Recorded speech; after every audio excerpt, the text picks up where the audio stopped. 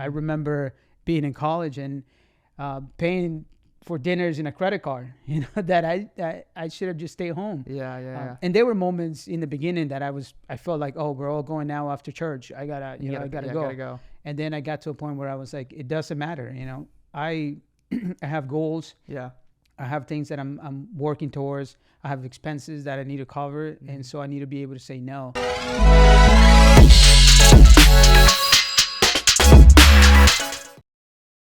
Hey everyone, welcome back to the Journey Podcast. We're excited that you are able to listen in today wherever that you are at. Maybe you might be in the car or just listening at home, but we're so excited that you're able to join us. If you've been listening, go ahead and share this with a friend, share this with a family member, whoever that you might want to hear this conversation. Today, I have a friend of mine, Danny. Thank you so much for being here with us, man. It's my pleasure. I'm actually excited to be here. I'm honored. When you mentioned that you were doing this, I thought it was amazing that you decided to just go for it. And then you asked me to be a part of it. So we went to Canes football game last week. That's right. And they destroyed their opponents. Who'd they play again? Bethune-Cookman. Yeah, that was a practice game, I would say. I'll take you to a real game one of these days. We were sitting up in our just eating our burger and stuff like that. We're like, this game is touchdown. And I just want to say, Danny, thank you so much just for being so supportive in my journey in my life. You've always been there ever since I was even a little kid. I got some pictures of you, so if anyone wants to see them, yeah. With my bowl cut, everybody, I tell people I'm gonna go back to it. And you should, at least once. Yeah, at least once. Some people are like, yeah, you should, and then others are like, no, don't. Yeah, wait until you find the one, and then you can do it. Wait till I secure it before I go back to that haircut, right? That's so funny. But we have a great conversation for you guys today. We're actually going to be talking about finances and financial habits. Ooh, that's right. Good topic. That we can take on and implement into our lives. And I think this is going to be a great topic because let's be honest. We know Jesus talks a lot about money. It even says in Proverbs, I wanted to read a verse. It says in Proverbs 21:20 that a wise man saves for the future, but a foolish man spends whatever he gets. So, Danny, tell us a little bit about your life and your journey and why you have a passion in the finance world. Sure. Well, it's been a journey. Yeah. It's if I look back to where I was, 20 years ago to where I'm at now, and I can hopefully bring some light to someone else, but I can tell you I'm still in the journey. Yeah. Right? I'm going through and learning and trusting in God in every decision. And it goes back to just putting your faith in God. Yeah. And as a little kid, I gave my life to the Lord when I was 5 years old. And from then, we spent time with my mom, reading the Bible, learning about God's principles.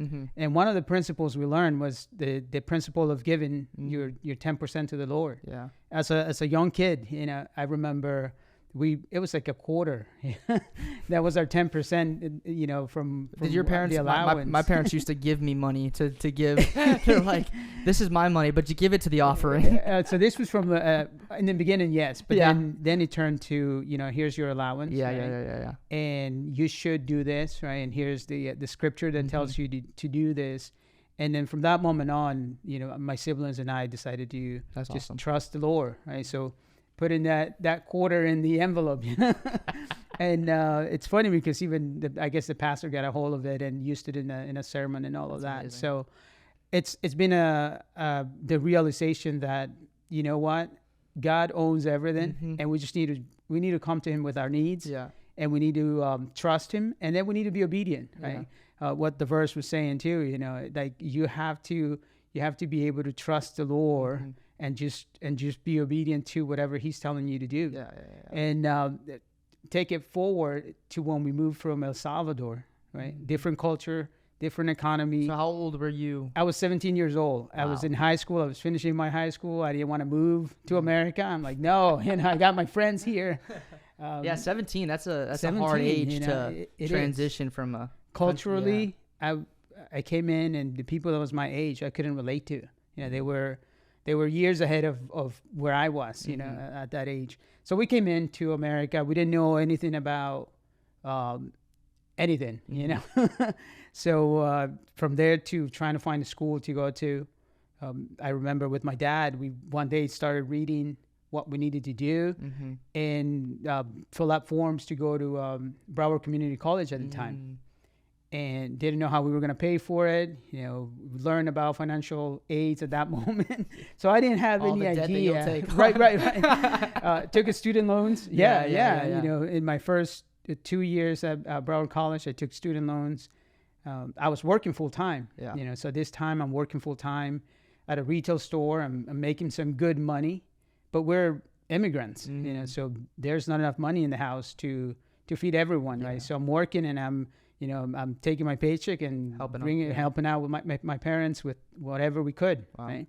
So finished that and then didn't know what school to go to after that and decided to apply to the University of Miami.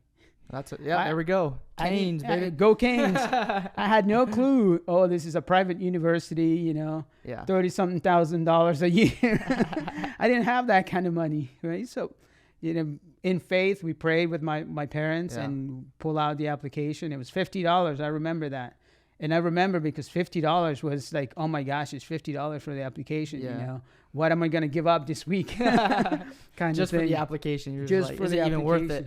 Right. Come to find out, I got accepted. I get a bunch of paperwork on, you know, financial aids. They gave me some grants. It was like, you know, $500 grant or something like that. And then they showed me all the applications for student loans. I actually had a friend of my parents from the church who was my co-signer for my student loans. Oh, wow. So just to give you an idea of where I came from, right? Yeah. And in that moment, just praying and asking God, is this what you want me to do? You know, and in some areas you have to just really walk in faith, right? And somehow we were able to cover all the money that was necessary for it. I was commuting to school, so I'd save some money that way. But it was a journey. Yeah. You know, it was an hour, 10, 20 minutes to get there in the morning and then the same back. Wow. So commitment and decision to just go for it. And what was your degree in? And my degree was in economics. Okay. So it goes way back to when I was a kid, and my dream was to be able to use whatever opportunity God gave me to help everyone else that was around me, my family, you know, whatever, the nation, whatever. The vision was, if I learn economics, I'll be able to help someone else. Yeah, you know, that's good. And I was in school taking some classes and looking at my schedules and everything, and I realized I can double major. Okay, so there goes the, you know, the tip of, hey, if you're going to do something, find out what else you can do when you're there, you know. So I get the learning and growth experience. Absolutely. You have the chance. And I didn't want to go to school for finance in the sense of financial investments, you know, because I didn't want to be a Wall Street analyst or anything like that. It was far away from my desire to be owned by the money. You know, my vision wasn't to make money. My vision was to see what I could do to help others. And so I decided to double major and loaded my schedule with financial classes. And so I was able to obtain the two majors, which opened up a huge amount of doors when I came out of school and started working at a bank in downtown Miami. You know, long story short, that was temporary. Right? It was driving to Miami. I was like, I don't want to drive anymore. That's a long commute. So I get a call and happened to find this job that was about 6 miles away from my house. They said, I'm going to the interview. Put me in. Didn't care what the company was or anything. So I've been there for 15 years now. Wow. And it's been a journey of trusting God and just allowing him to use you in whatever you're doing. And so what do you do there now? So now, you know, I'm the, and I'm going to throw the title in here just so that people see that. Throw it in there. Yeah, right. So it's a director of financial planning and analysis. So working with forecasts, budgets, business plans. And your question was, where do I find my passion? Yeah. And, you know, recently I heard somebody say, when you're looking at your job, think about who you're working for and not what you're working for. You know, we're all working for our salaries and whatnot. but it's in the position I'm in, I'm able to help the business grow. And in doing so, many people is benefiting from the business. That's amazing. And I love how you said just a few moments ago how even when you were younger, the goal for you wasn't to make money, but rather to be in a place where you could help others. Right. Now, did I dream of the Ferrari too? Yes. Red, brown interiors. Please sign me up. Hey, if it comes, right? Not if, when it comes. When it comes. But I think the heart that you have is just a great perspective for others to see, because it's not always about me, but rather God puts you in a position. And the truth is that God gives, when we've talked about these on other podcasts, is that God gives gifts to each individual in order to help the body of Christ. Right. And you're right with that, because my gift is numbers. Yeah. It's not mine. I can tell you, and I can say this publicly now. When it happened, I cried. I was devastated. I took psychology in college, and oh my gosh, when I saw that D, I thought the world was over. But numbers, I think it just comes naturally to me. Good. And so a lot of my friends don't really know what I do at work. My wife doesn't really know what I do at work. It's like those mafia movies. It's just like, I know he's coming home. Yeah. So I work with numbers all day. That's awesome. And also using your gifts to develop other people around you too. That's good.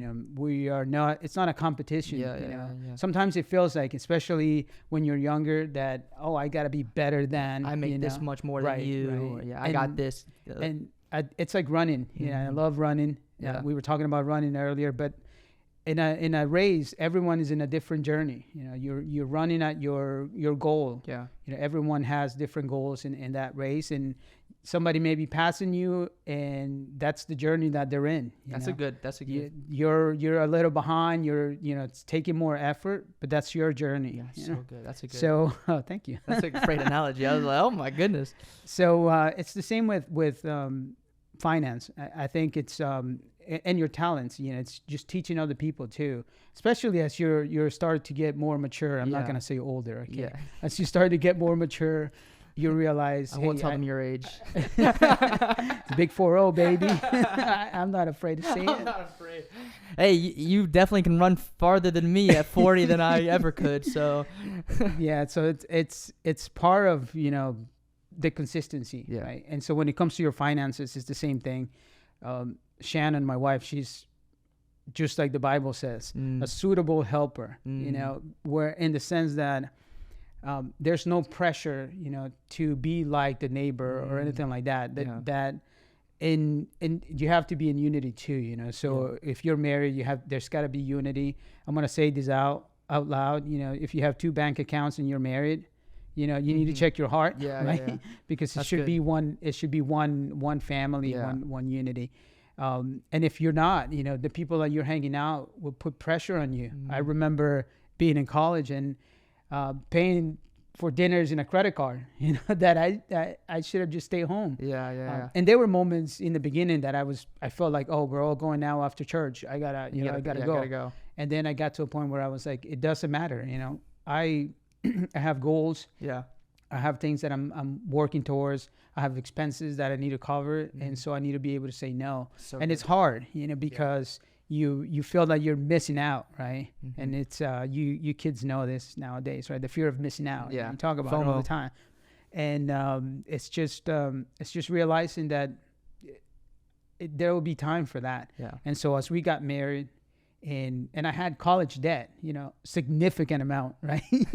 I did 2.5 years at UM because partly because I wanted to graduate in May. I didn't want to graduate in January, And so I did the extra semester. I did the extra classes in finance. And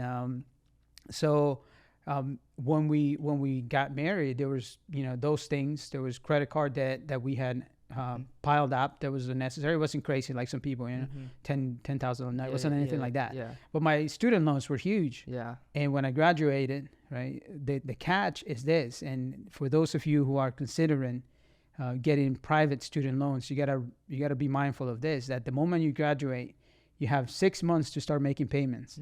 Okay. Yep. After those 6 months, your loan goes into a variable interest rate. So imagine if you were graduating right now with like 7.5 interest rate plus any prime that they put on you, or any additional interest rate on the risk that they have on giving you the money, and you're paying a crazy amount of money in interest only. Wow.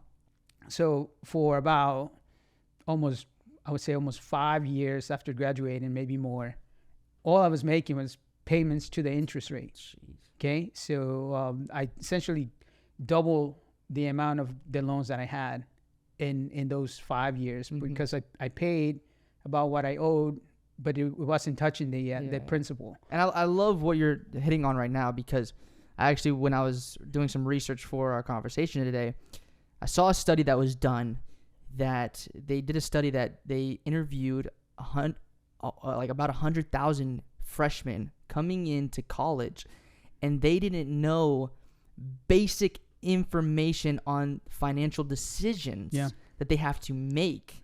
That they had no idea. That was me. I'll be real. I'm learning. Even to right now, I'm learning new things financially as I'm getting older.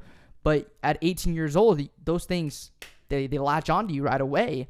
Oh, absolutely. I turned 18, and we had just moved to America. Okay, so I don't have any credit history or whatsoever. I turn 18 and I get in the mail a credit card offer from Capital One, and I'm throwing it out there. Okay, like, you guys are after young kids. Watch out, we're praying against you. But so I said, oh wow, they want me. I fill out the form and then get a credit card. I got my credit card in the mail, and I didn't know how to use it. I didn't know that if you have a balance at the end of the month, it's going to accumulate interest. Yeah. Right. And you got to pay if you have a credit card, there's ways to use a credit card for your benefit, right? If you want to get points or cash back, whatever the case may be. But you have to understand that the way it works is when that cycle closes out, say it goes till the 15th of the month, and you owe $2,000, you got to pay those $2,000 before the next statement. Otherwise, you're going to be paying interest. And it's not, like your 3% interest rate, or nowadays, 7% interest rate. You're paying 29% interest on that. Yeah. And it's just, keeps adding on. You're never going to get out of it. So you have to make, decisions in your life and say, okay, I don't need a new car right now. Yeah. I drove a Honda Civic for 12 years. After finishing college. Hey, nothing's wrong with the Honda Civic. It was the best ride. And, it was a conscious decision of saying there's a lot of things that I got to do before I can change this car. That's so good. And especially with, getting promotions at work and moving up and all of that. And, people saying, oh, when are you going to get your new car? And it's like, well, you're going to pay for it? Yeah. There's other goals in my life, and getting a house was a goal of ours. So preparing for that moment, which, was a God-given moment, because through that decision of getting the house, later on, we were able to refinance the house and eliminate the student loans, which, otherwise I would be still paying student loans. And you go from trusting God and asking God for wisdom, and then listening to people that has going through the journey as well, and saying, hey, how can I walk this piece with you? Exactly. And then as God is revealing things for you to do, and as your friends are coming in and people that's giving you advice, you pray about it, you test it, right? Make sure that they are not just telling you to do something that worked for somebody else and not you. And then from there, you will see the fruit. You'll see the fruit. That's and good. Then to be at the point where I can help somebody else right now. If somebody comes in with a need and they say, hey, I'm going through this, and God puts it in my heart, I know that it's not going to break my bank, right? There were moments that I chose to do that, which was different. I think one of the verses that resonates with me, because we saw it growing up, is the verse that says, he who refreshes somebody in need, we will be refreshed themselves, something like that. PT will yell at me for not saying it, according to the right this is the Danny translation. Danny translation. It's in Proverbs, by the way.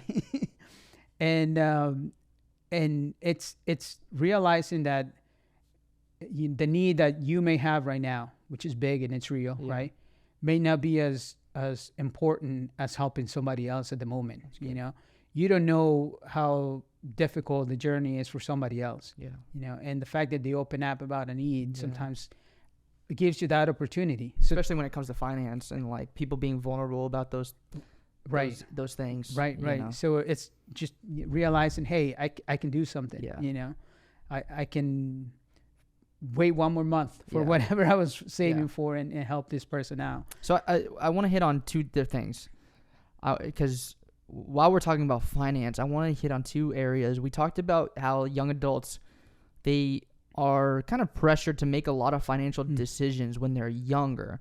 So the first question I want you to kind of share with us is, what are some habits for young adults to create when a lot of financial decisions are being made, when you might not have all the right questions or the right answers when it comes to finances yet? What are some habits that young adults can do? And then the second area that I want you to answer is, say if there's a listener on here that is kind of in a place where debt is kind of holding them down, what are some habits they can create to slowly build out of that? Good questions. Yeah. I think if you're in the position where you're being pressured with different questions and things are being thrown at you and you have no idea, you know, like student loans or credit cards or financing a car, those kind of things, find somebody that you trust that has gone through the journey, you know, sort of a mentor that you can be open with them and be real and share, you know, because a lot of times we come to people and we say, hey, how do I get this done? But we don't tell them what our situation is. Exactly. You know, so the person may tell you to do something. They're assuming that, you know, you have a savings account and that you have your emergency fund and all of these things. And I think that's the best way, because I even do that, like for myself right now, looking for a place to live. I go to my brother because he's a real estate guy. You know, he has his real estate license. He understands that world and stuff like that. So if I have any questions about any of that stuff, I'm like, yo, Jonathan, like, you can guide me into what's going to look like when I'm out there by myself. Exactly. With either you purchase an apartment or a house, or you're renting, you know, all those kind of things. What does it look like? You know, talk to somebody that, you know, if you want to buy a house, talk to somebody that has a house. Yeah. One of the opening things that happened to me when we bought our house is that your taxes, as estimated when you close your house, you know, are based on the old value of the house, right?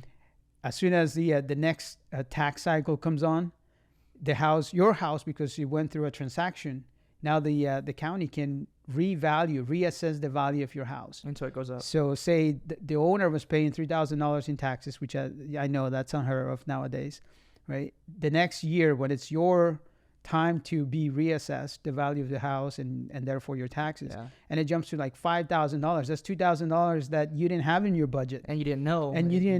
Right? So as soon as we closed the house, somebody said, "Oh, by the way, prepare for the following year because your taxes are going to go up." And so I started researching. You know, I'm at work and I'm Googling. Like, we're just closing the house. I'm Googling. How do I do this? You just bought a house and now you're already stressed. You're like. And this is like 8 years ago. So now you can just chat GPT everything. You'll be good. Okay. Have AI. Have AI for finances. How do people that are maybe in debt, what are some habits they can do to start getting out of debt? Absolutely. One of the things that we did, Shannon and I, was to say, okay, we have credit card debt. We need to pay it off and just concentrate on that. You know, you can do the snowball effect, right? Which is you target your smallest amount and pay it off. Mathematically speaking, I was fighting it because it doesn't make sense. However, it's the momentum that you're creating, and it works. You know, it makes you feel good that, okay, this one I can get rid of it now, chop it off. Don't use it again until you have the cash to pay for it, and try to target the smallest amount of debt that you have first. Get rid of it. If it's a car or your house, even, you know, you can, whenever you have some extra income, make the effort to make that payment to the principal, right? Try to avoid waiting on, making every payment just a minimum amount on your car. If your car loan is $300, which means that you're probably driving a Corolla with no AC because cars are so expensive now, right? Don't just make that $300 payment. Look at the schedule. Now they have to show you, the lender has to show you how much interest you're going to pay in the life of the loan. So log into your app or the website and take a look at it. And that's going to be eye-opening, because you're going to realize, if I pay this car in 6 years, I'm paying $3,500 in interest.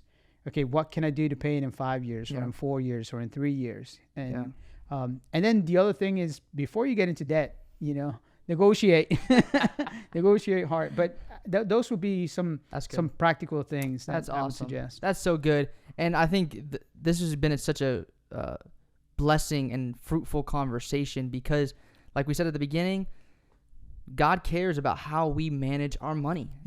And God really cares about our finances and where we are and how we're, managing our money. And I think this is going to be very beneficial for the listeners. So, Danny, thank you so much for joining us on the Journey podcast, man. I think this was a great conversation to hit on financial habits. So thanks, Danny, so much. Listen, if you are listening to this, we're so grateful that you were able to join us.